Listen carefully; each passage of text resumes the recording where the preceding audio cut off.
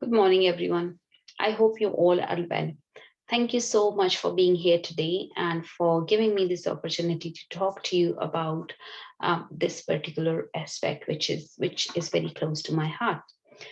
So today we are going to look at the mental health impact and access to health and social care services for women victims of intimate partner violence.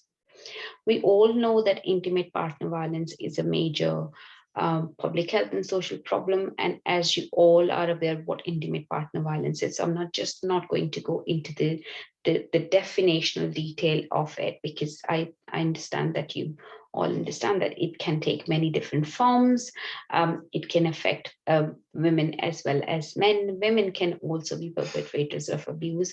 Having said that, majority of the cases and it's men who perpetrate abuse against their female partners, and women seems to be experiencing abuse which is much more severe, systematic, consistent, and result in a lot of injuries.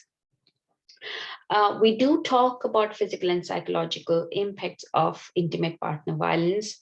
However, I don't think that we actually really understand the gravity of the issue and what kind of mental health impacts or mental health issues women experience when they are seeking support from different services, be it health and social care services, be it from their healthcare professionals in the GP surgery or into the secondary care hospitals. If they are inpatient, it could be any of those settings. It could be through social workers, or it could also be when they are trying to seek support from police or judicial system, legal system, and when they are going to the court processes. So any of those sorts of journeys are always affected by how women are perceived in those places and how their mental health is. Um, and what I'm trying to say, what is the impact of the experiences of going through all these services on their mental health as well.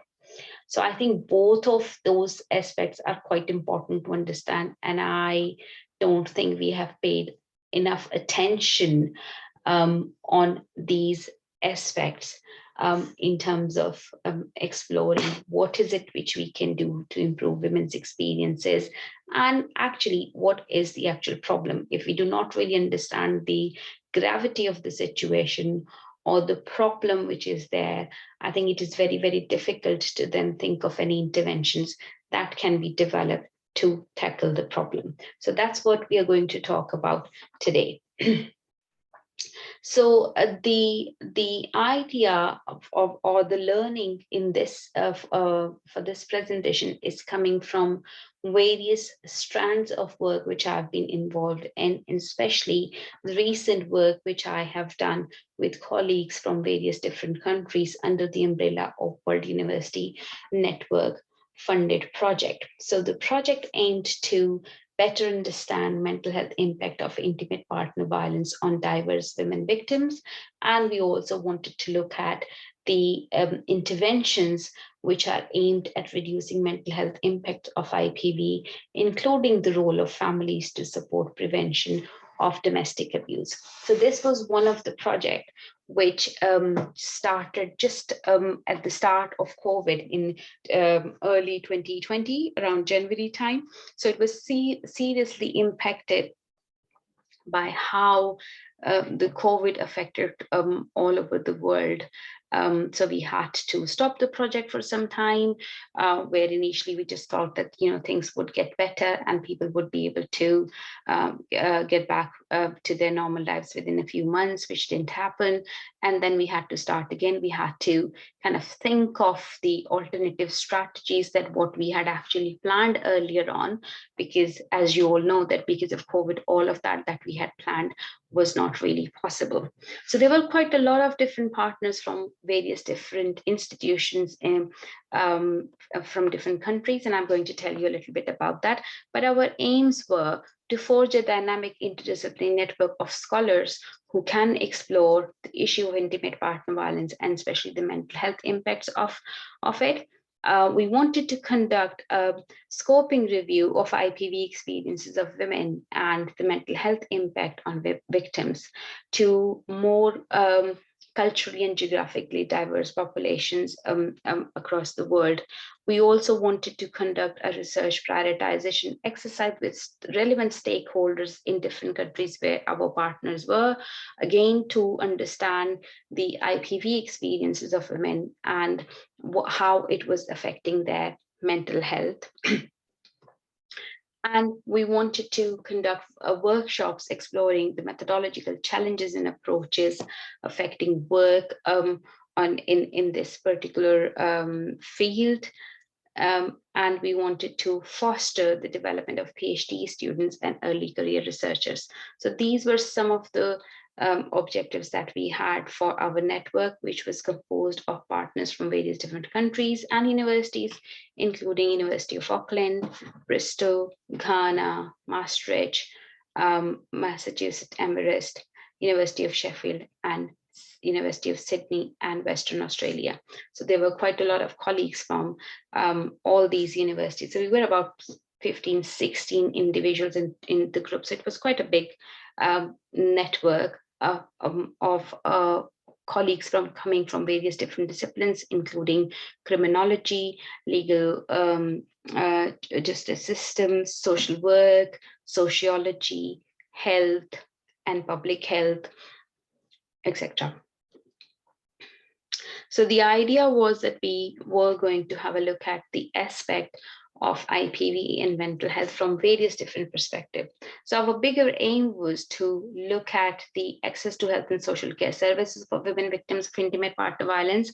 And underneath that, initially, we wanted to have a workshop in Ghana, to have all the colleagues come to Ghana, interact with different agencies there to be able to understand the issue a little bit better.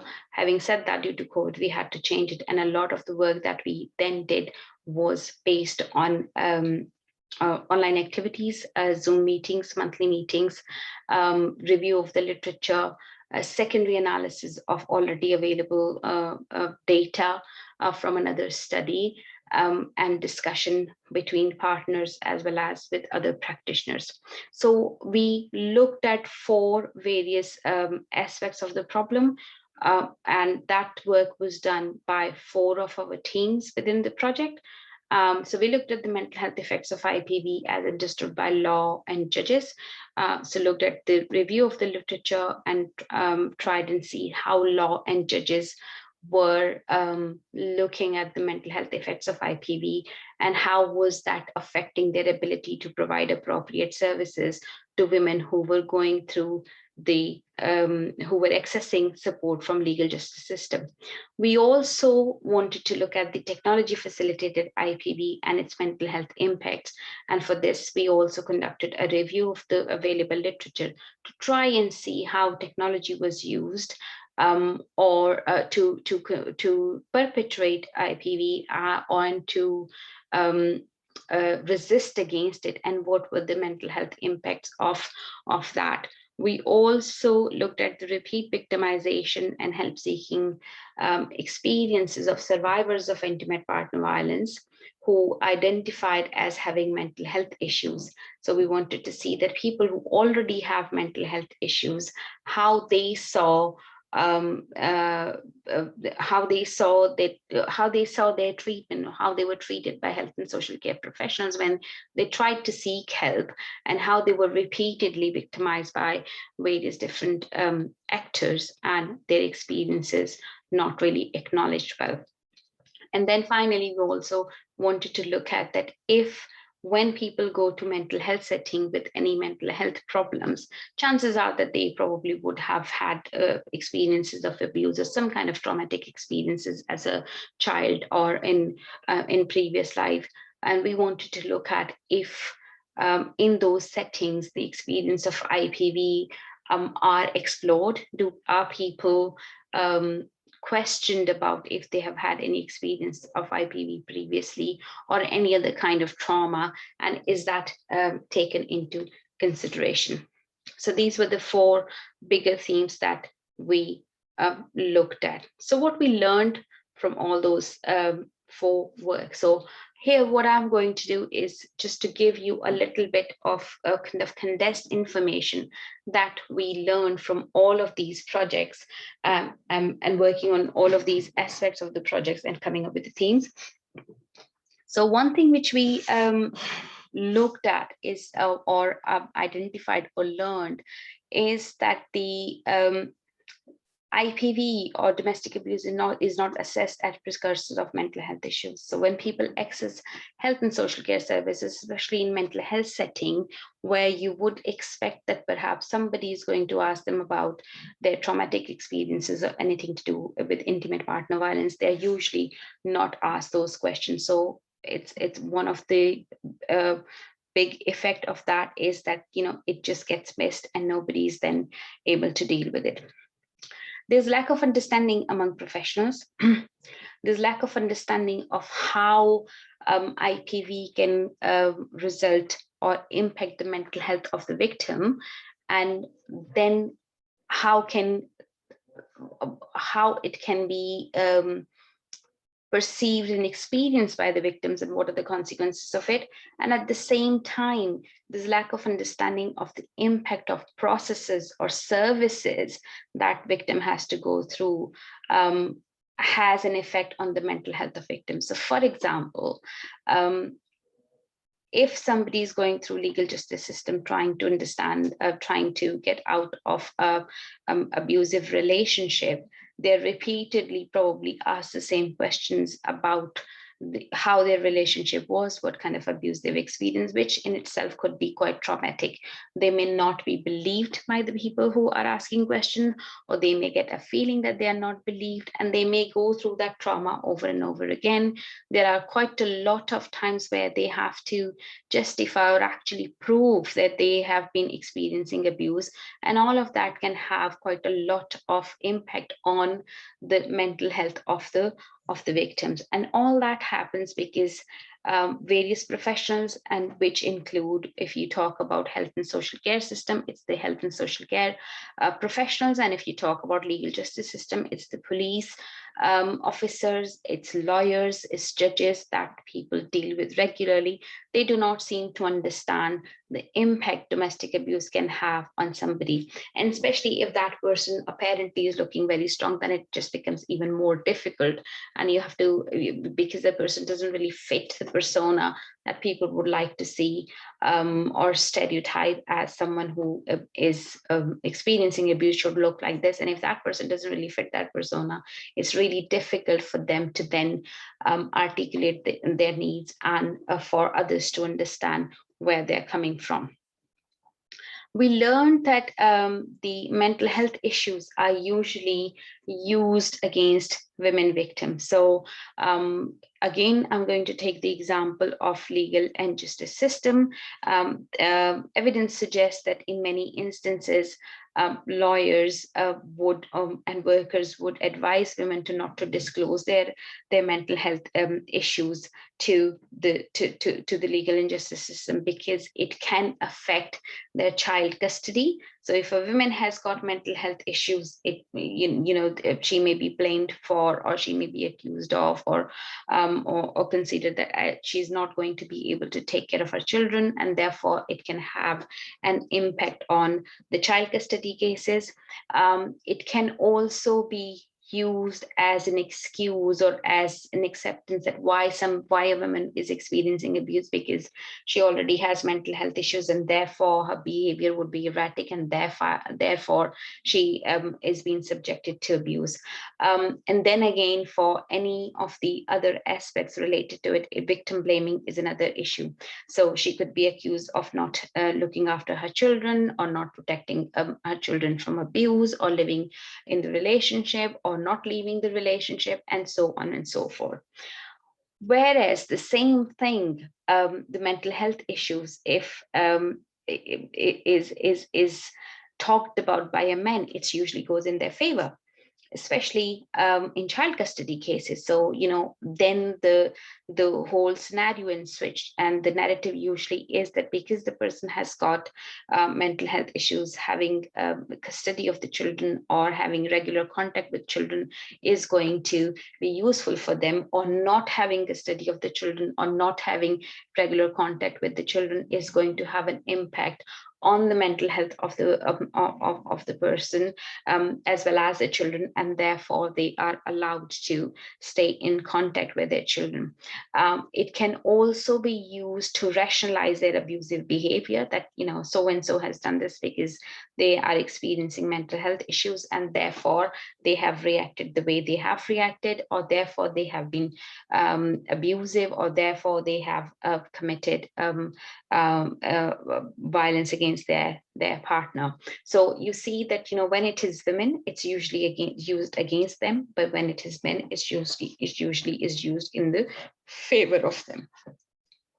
And I think that finding is, as I say, I've tried to come up with the generic information which we have looked at from all these studies, and which is applicable across the sectors, which is health and social care sector, legal and justice system. And that seems to be is an overarching sort of a cross-cutting theme between going through all of these places. Finally, the having mental health issues or experiencing mental health issues as a result of the processes that women are going through can affect women's use of services and help seeking. So if the going through the services and being subjected to the same question about their experiences and how they have experienced abuse in previously can deter women to then engage with the processes, and how they are blamed or how they are made responsible for the issues that they have experienced, or not looking after children, or how it may affect their ability to have the child custody of their children, also deters women from then seeking help and from engaging with the services. We already know that many women do not engage with services because they're scared that their children could be taken away. And I think once they experience the effect of engaging with services on their mental health, because it increases their stress, it may increase their anxiety, depression, they may feel like they have to justify themselves all the time. So all that then has an impact on their ability to engage with the services, or to continue or to continue with the process, which then also has an implication that the perpetrators may are not convicted, they may not be sentenced, and they may get child custody. They may be successful in getting the child custody, which again then ultimately affects the women who has been experiencing abuse in the whole situation. So what is it which we can do? And I think there are a few recommendations that are important for us to think about, is that we need to listen and believe on victims. We need to listen to the victim and survivor stories and about how they're experiencing abuse and how it has been affecting their mental health. And we need to believe them. We need to research and explore and understand the extent and impact of abuse on mental health of women, and how we can use that evidence to then develop appropriate changes, bring about appropriate changes to the law, or develop policies and implement policies in various different settings where we work, be it health and social care setting, or legal and justice setting, or generally, how generally increasing awareness of the general public. We need to increase the number of women professionals, judges, lawyers, health and social care professionals in various different fields, who can then actually empathize and sympathize with the experiences of women, who can actually understand what women are going through, and are able to make appropriate decision. And at the same time, they would have the ability to challenge the assumptions of the colleagues and to bring about changes into the systems in which they are working. We also need to challenge victim blaming related aspects wherever these are happening. And I think if we increase the number of female professionals in each of the profession, and if they are appropriately prepared, hopefully they'll be able to challenge victim blaming related aspects, and things would hopefully change. And finally, we need to train people, we need to train professionals, we need to increase awareness of general public about the issue of intimate partner violence and its impact on mental health, and how engaging with with various services can also have an impact on the mental health of the individuals going through. And I think together all of those aspects can be really helpful. So that's my learning from this particular project, and I'll be happy to take any questions. Thank you so much for listening, and I hope this information in the presentation was useful for you. Please do feel free to ask any questions that you may have. Thank you.